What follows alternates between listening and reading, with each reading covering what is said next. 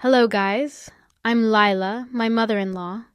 April wasn't a problem in my life until she literally moved into my home. My husband Elliot and I had a fairly great life. I was a bit sad when he had to shift to another country for work. He said that he didn't want to leave me alone, but the offer there was extremely good. I told him to take the job, and he promised to come back as soon as possible. I stayed back in our country because my mother was sick, and I didn't want to be too far away from her. Things were going according to our plans, but then an accidental pregnancy landed on our plates.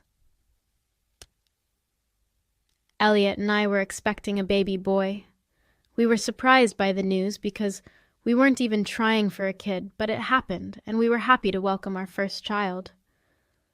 The only problem was that I lived alone, and Elliot could only come back to our country once every 2 months. Flights are expensive, and we needed to save money for medical bills. My doctor had told me to rest as much as I could because there were some complications in my pregnancy. Elliot was really worried about me and didn't know what to do. I won't lie, but even I was a little worried about being all alone. That's when my mother-in-law came to us and said, "I can move in with you guys and help with the baby." "Really? Will you do that, Mom?" "Yes, why not, son? Lila is carrying my grandbaby, so this is the least I can do. She can't stay alone in the house and needs some help." "I do need some help, April. I'm tired all the time and have been told to take it easy, but it's just difficult to manage everything on my own and find time to rest." "Well, that won't be a problem if I move in with you. I will be a lot of help, and I can also give you breaks when you are overwhelmed with my grandson." "Sounds like a good idea, April. Thank you so much for offering to help." I was truly grateful for her help. My husband was going crazy worrying about me living alone, so he was relieved when his mom offered to help. She was the best candidate to stay with me because we thought she was reliable and trustworthy. My husband especially thought it was a great idea to have his mother stay with me because he trusted her to take care of me. But we had no idea how different things would be. We agreed to let April move in with us and stay as long as she felt comfortable. She left her rented apartment and stayed with us completely free of cost. My husband was funding her, so she didn't even have to get a job to contribute to the household. I was excited to have her with me and thought that it would help us develop a closer bond, but all my hopes and dreams were crushed a few days after she moved in. I realized that having her in my house was a big mistake. April didn't help me around the house at all. In the beginning, I was hesitant to ask her for help and tried to do everything by myself. The only thing she did was cook for herself, that's right. She didn't even make a portion for me. I was doing everything around the house as usual and even took up her share of housework when she slacked off. She was literally not doing anything to help me rest. As the weeks passed, I started to ask her to help me, but she straight up told me that it was my job and she wasn't going to help. I don't like pestering people for help, so I kept and continued to do everything. I also didn't tell my husband what was going on because I knew he would get worried. Whenever he was home, April would make a big show of doing chores, so Elliot thought that I was getting the help I needed. However, April wasn't helping me out at all.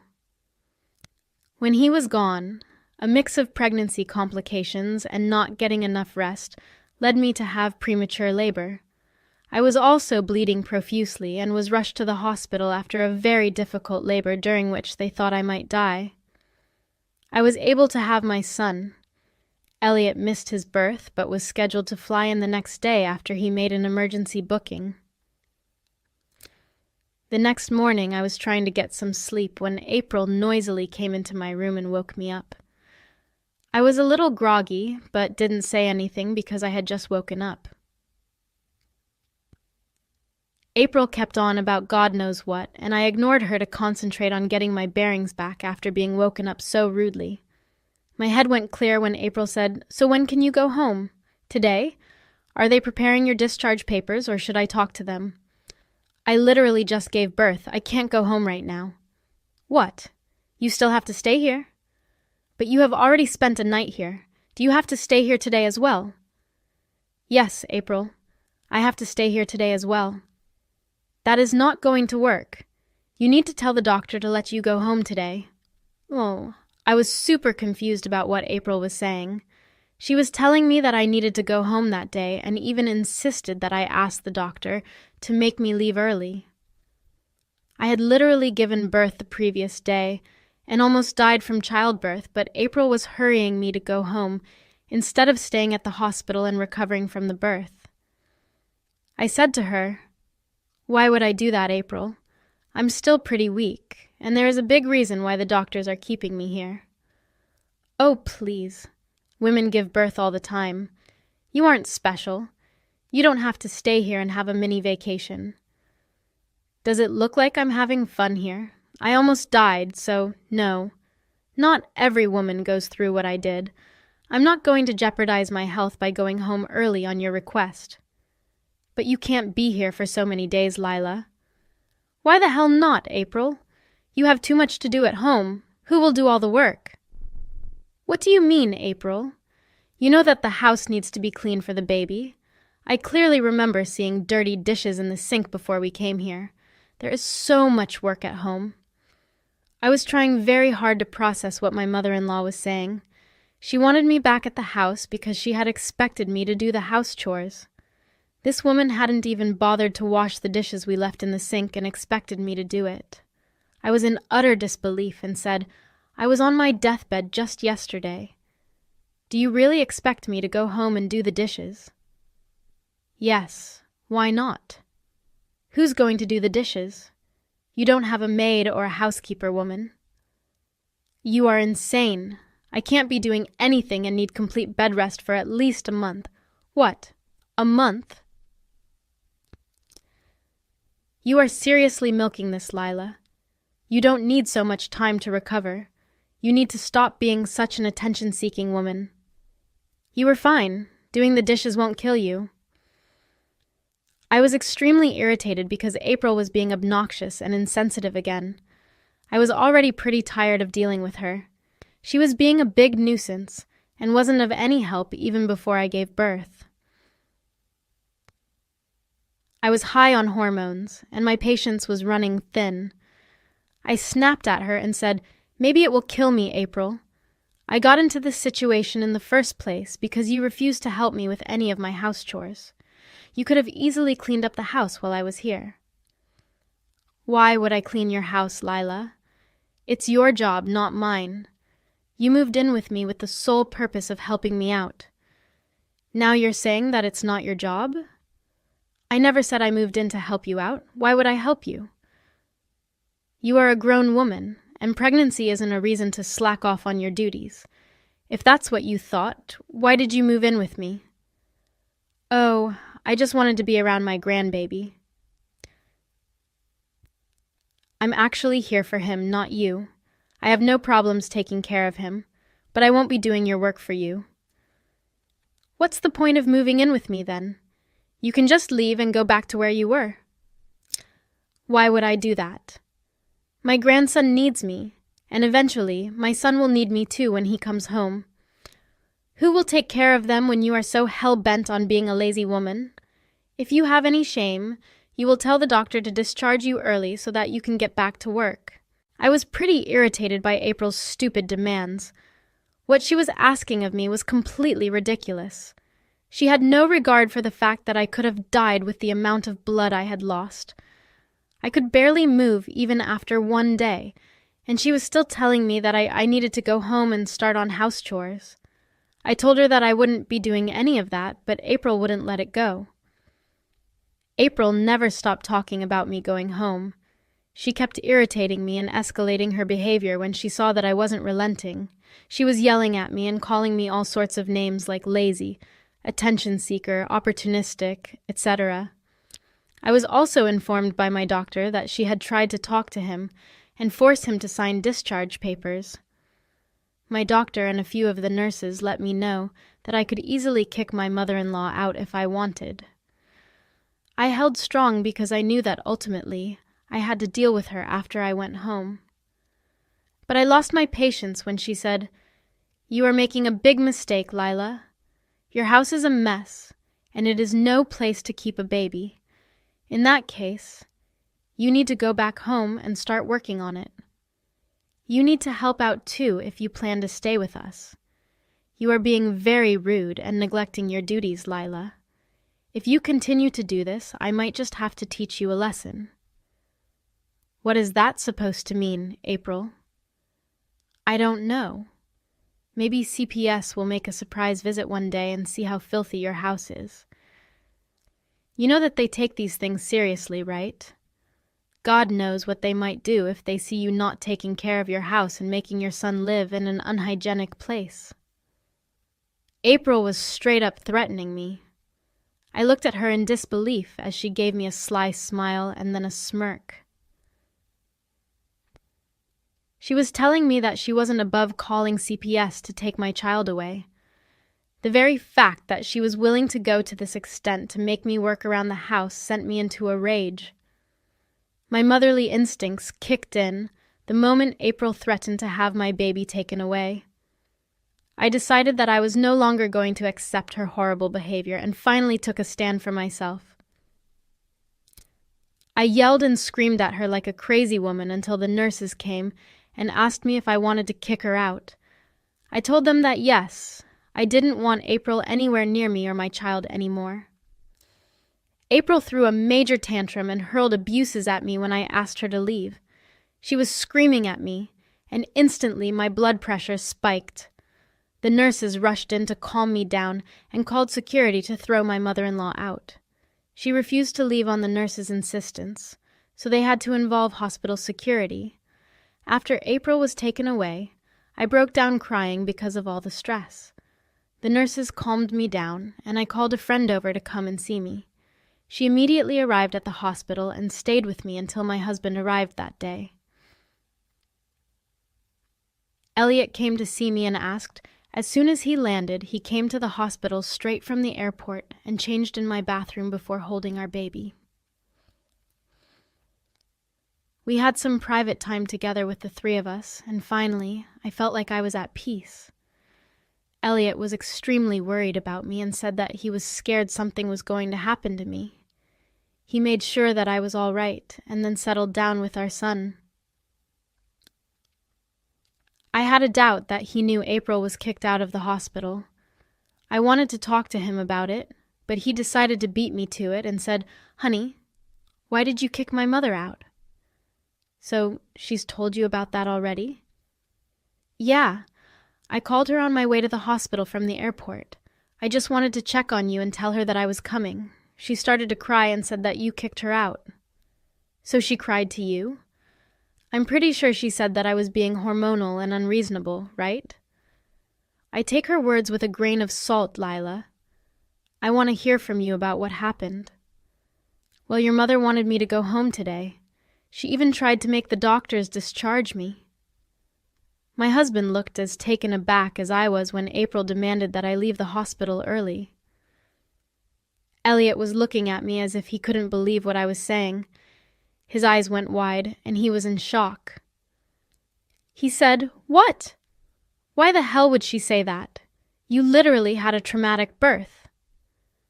"Well, she wanted me to go home and do the dishes and clean the house."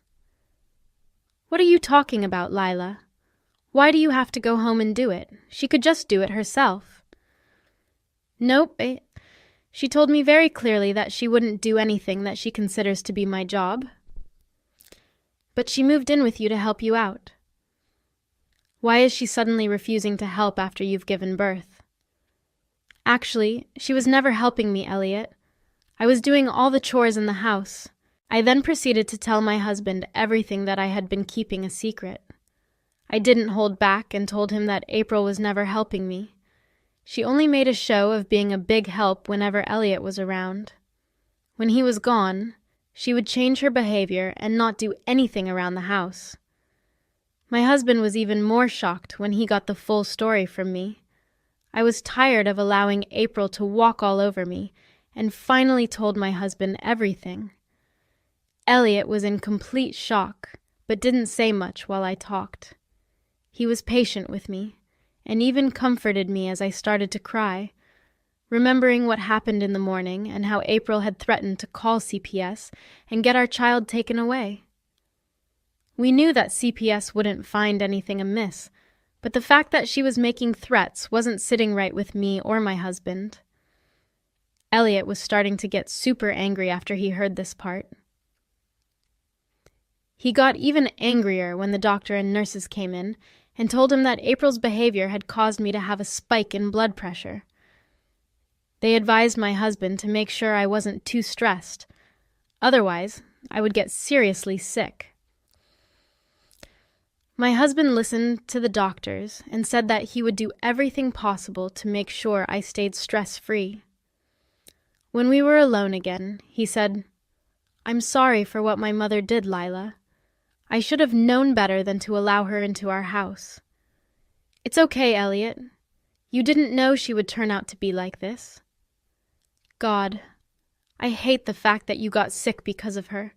If you had told me everything sooner, I would have done something. But don't worry, Lila, I'll take care of this." "What are you planning to do, Elliot?" "You don't have to worry about her anymore, Lila. Let me deal with her. You please take some rest and make sure you get better."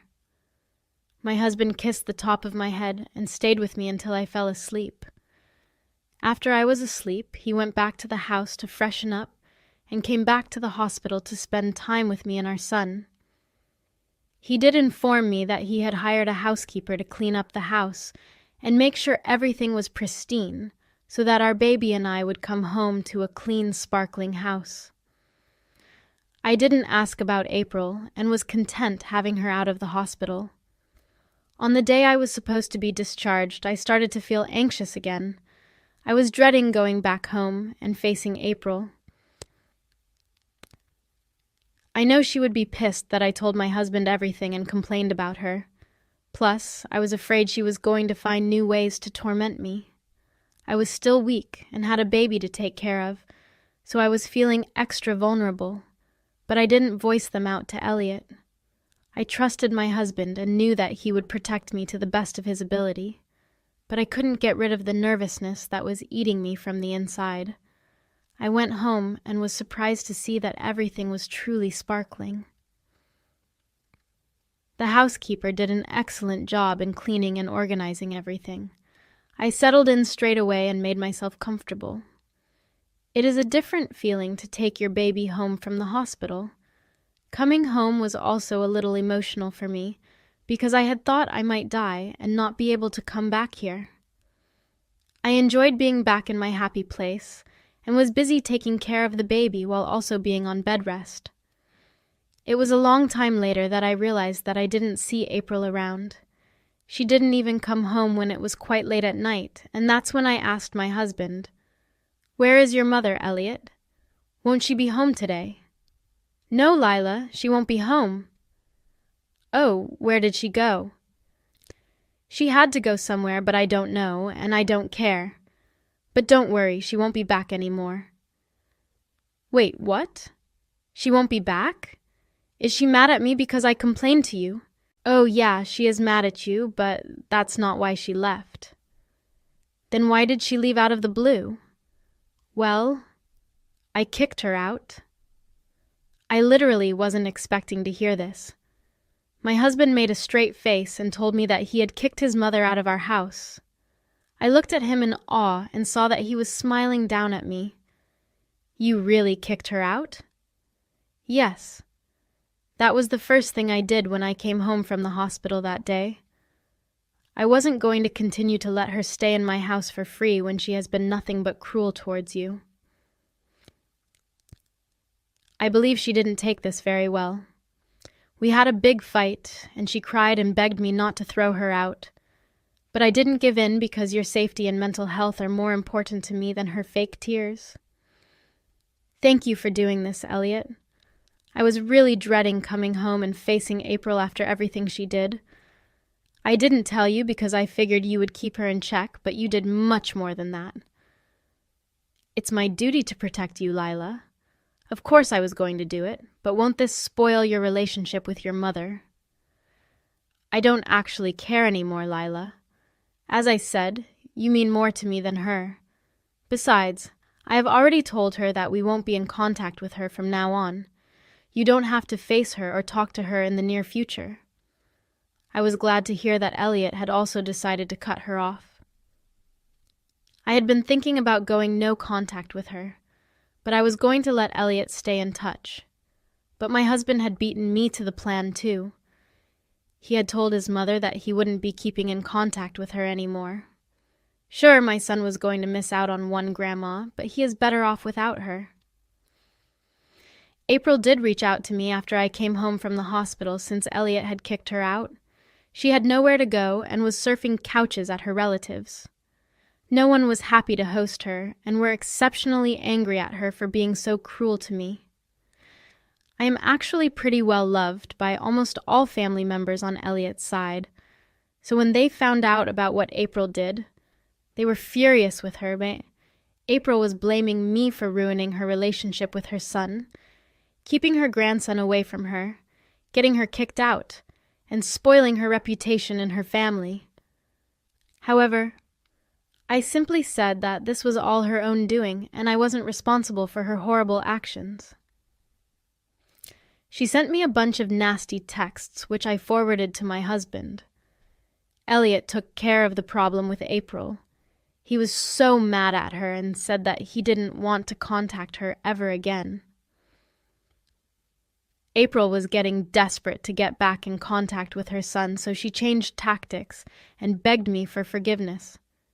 It was nice seeing her grovel after what she had put me through. I didn't forgive her, though.